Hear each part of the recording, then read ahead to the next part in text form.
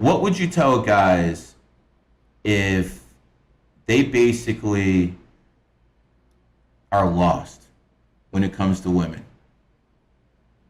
I think if they're confident in who they were outside of women, I think the success with women would translate.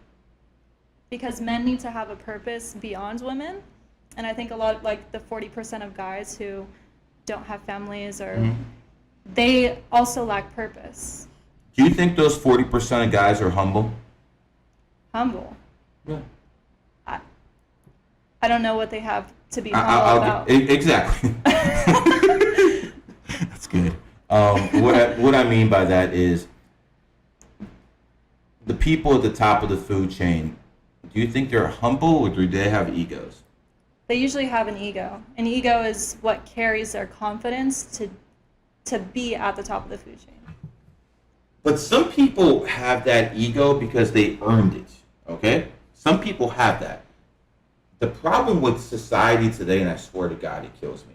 A lot of people have egos. I have no idea where they got it.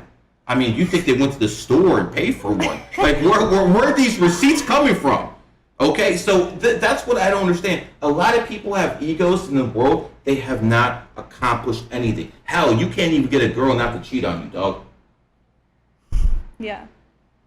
And by the way, do you think alpha males have women who constantly cheat on them? Do you think it's possible to be an alpha male and to have a woman who consistently cheats on you?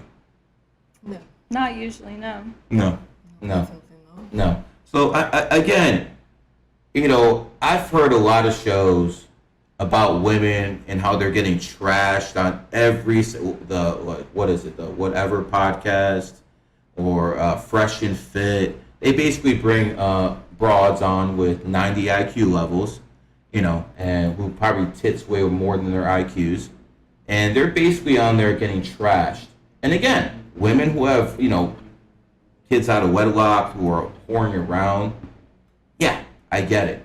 But there's also guys out there who are not actually doing what they're supposed to be doing. Being a pimp, being the man, does not mean having 4 or 5 girlfriends at 45 years old. It means having kids to raise. You know, I've been told by a lot of guys in the mid to upper 20s and mid 30s, they think